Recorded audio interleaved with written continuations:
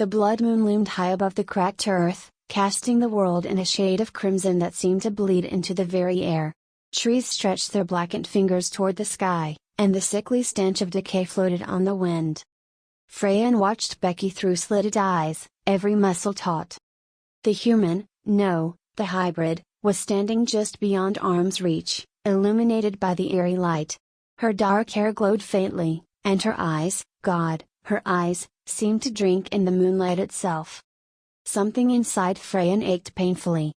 It wasn't just the bloodlust, though that simmered, hot and urgent, in her gut. It was the longing. The ache of having spent centuries keeping herself apart from the world, only to find herself starving for one girl's touch. One laugh. One smile. "We should go," Freen said, but even she could hear the roughness in her voice.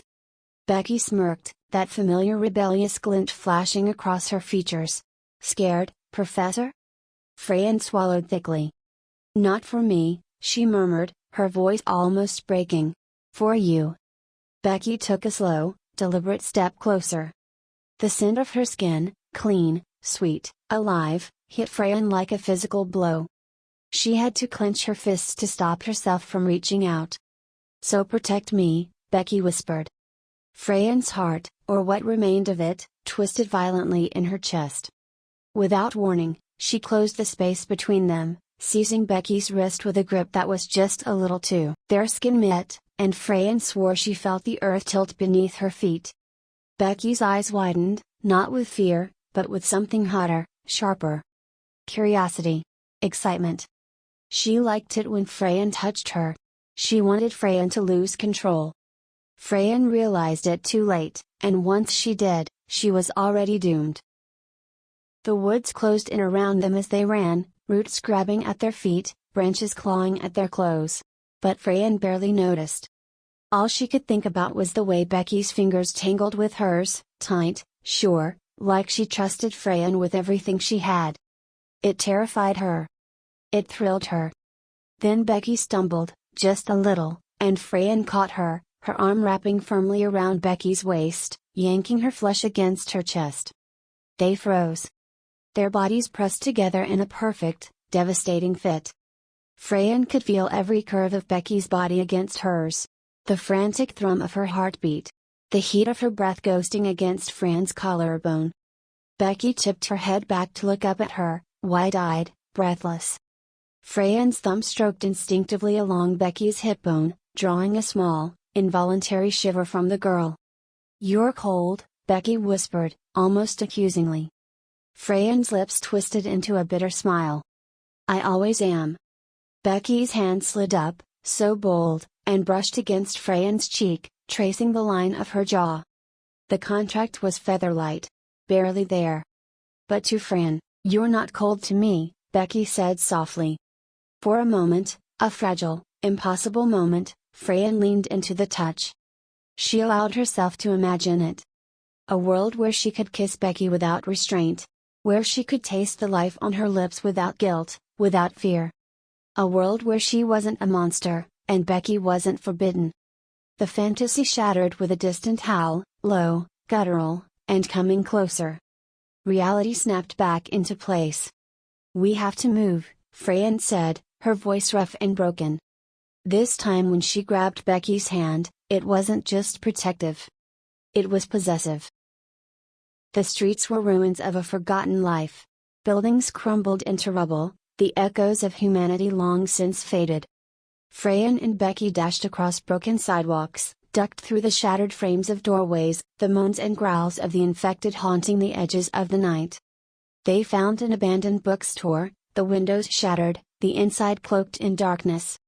Freen kicked the door open and shoved Becky inside ahead of her, slamming a rusted shelving unit across the entrance. For a long moment, they just stood there in the gloom. Breathing hard. Alive. Together. Freen's chest heaved with the effort of holding herself back. Because Becky was standing there, flushed and wild-eyed and beautiful, and Freen was drowning in the scent of her. "Why do you keep pulling away from me?" Becky asked suddenly, breaking the. Their faces were inches apart. Freen could feel the heat radiating off Becky's skin, could smell the blood pounding just beneath the surface. She could hear Becky's heart, fast fast fast, like a hummingbird's wings. "Becky," Freen warned, her voice low, rough with need. But Becky just smiled, that small, devastating, secret smile that undid her completely, and reached up to brush her fingertips against Freen's throat. Freen sucked in a sharp breath. "Are you going to kiss me?" Becky whispered. Freen's restraint frayed to the point of snapping. She leaned in, agonizingly slow, until their noses brushed, until she could feel Becky's breath on her lips. But she didn't close the distance. Not yet.